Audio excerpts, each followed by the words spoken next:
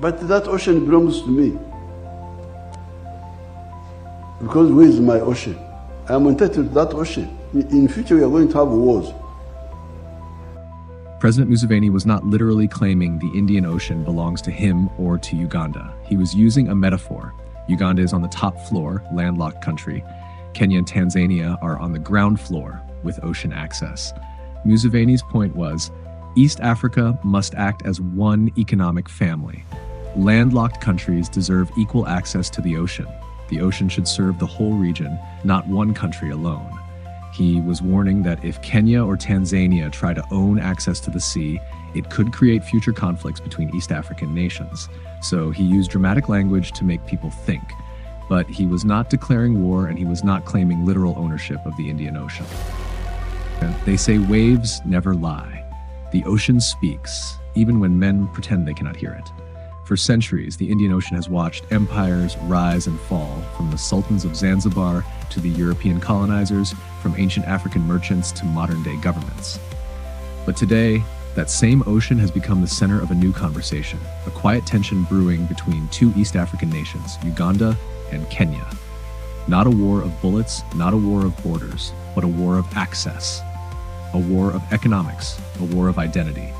And all of it began with one statement, from one man, one of Africa's longest-serving presidents, Yoweri Museveni. Because where is my ocean? I am entitled to that ocean. In future, we are going to have wars. A statement that shocked social media, confused journalists, and opened a new chapter in East African geopolitics. He said, "That ocean belongs to me. Where is my ocean? I am entitled to that ocean." To some, it sounded absurd. To others, it sounded dangerous. But to those who truly understand East Africa, it sounded like a warning, a prophecy, and an invitation. Today, we explore the story behind that statement and how it could shape the future of Uganda, Kenya, and the entire East African region. This is the story of the Indian Ocean and the silent power struggle rising around it. Now, Chapter 1, what did Museveni really mean? To understand Museveni's words, you must understand the man. He is not emotional, he is not careless, he is not naive. Every sentence he speaks carries layers. So when he said, "Where is my ocean?" he was not claiming Kenya's coastline. He was not declaring ownership of the Indian Ocean. He was not threatening to take anything by force. He was speaking in metaphors, the way African elders speak when they want to teach a lesson. I'm on the top floor of the block. And then you say the compound belongs only the ones on the ground floor. This is madness. Museveni compared East Africa to a block of flats, a building with many floors. Kenya and Tanzania live on the ground floor with easy access to the compound, the ocean. Uganda lives on the top floor, still part of the same building, but denied access to the same compound. His point was simple. How can one East African nation benefit from the sea while another East African nation is denied access? How can we call it a community when some nations are locked inland and others control everything that enters and leaves the region? Museveni's warning was not about territory, it was about fairness, about economics, about the future. Chapter 2, Why the Indian Ocean Matters. To the rest of the world, the ocean is just beautiful water, but to nations, to governments, to economies, it is everything. The Indian Ocean determines who trades fastest, who grows economically, who becomes a regional power, who controls shipping networks, who can import cheaply, who can export competitively, who survives and who struggles. Kenya knows this. That is why Mombasa is the beating heart of Kenya's economy. Tanzania knows this. That is why Dar es Salaam is a rising giant. But Uganda must pass through another country every time it wants to touch the sea. Uganda must pay transit fees. Uganda must negotiate routes. Uganda must accept decisions made by other governments. In simple terms, Uganda's economy sits in someone else's hand when Museveni was addressing. He was asking, if Kenya owns the ports, if Tanzania owns the coastline, then how can Uganda become truly economically independent? He wasn't fighting for water, he was fighting for sovereignty. The silent tensions with Kenya. For decades, Kenya and Uganda have lived like brothers, trading, collaborating, sharing borders, sharing culture. But beneath the surface, there has always been a quiet tension, a question nobody dared to say out loud. Does Kenya use its ocean access to control regional power?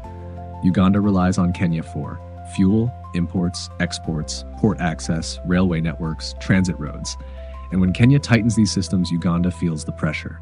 This explains certain events. Kenya's port delays hurting Ugandan fuel supply, political disagreements over oil exports, Kenya prioritizing its own cargo, even rare moments when Kenya threatens to raise transit fees.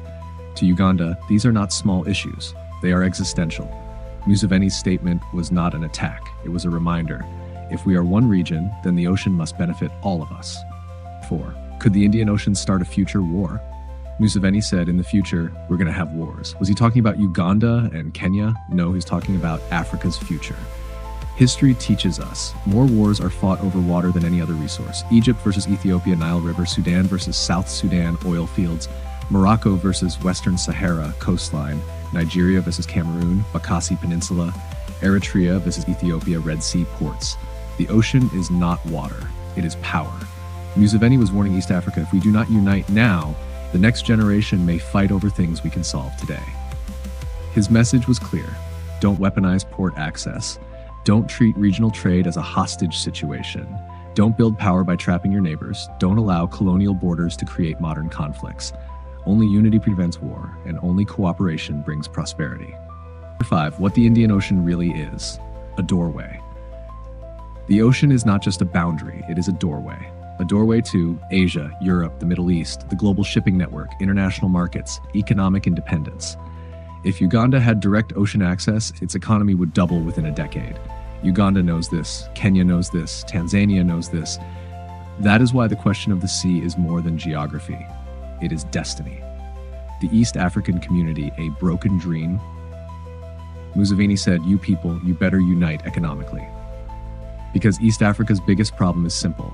Too many leaders think like countries, too few think like a region. If East Africa operated like one nation, nobody would fight over borders, port access would be equal, trade would be free, economies would grow faster, foreign powers would lose influence, peace would be easier to maintain. But ego, power, politics, and nationalism are slowing down unity. Museveni's speech was a reminder of what East Africa could become if it chose unity instead of division. So, who does the ocean belong to? Let's answer the big question. Does the Indian Ocean belong to Kenya or Uganda? The truth, the Indian Ocean belongs to no country. Kenya controls the coastline on its territory. Uganda has no coastline but deserves fair access. This is international law. But in regional politics, the ocean is a bargaining chip. Museveni's message was not ownership, it was equity, not this is mine. But we are a family, let us share what God has given us. Now, Chapter 8, the future. What could happen next? In the next 10 to 20 years, 3 outcomes are possible. 1. East Africa unites economically, ports become regional, trade becomes seamless, the ocean becomes shared, war becomes impossible. 2. Countries compete for power. Who controls the ocean becomes a weapon. Rivalries grow. Trade becomes political. Risk of conflict rises. 3. Foreign nations step in. If East Africa fights internally, foreign powers will control the ports, control the oceans, control the trade, and control the future. Museveni was warning against option 3. At the end of the day, the Indian Ocean does not belong to one man, one tribe, one country. It belongs to the nations that surround it and the nations that depend on it. Kenya has the coastline, Uganda has the right to access, East Africa has the duty to unite. The truth is simple, the African future depends on regional unity, not regional rivalry.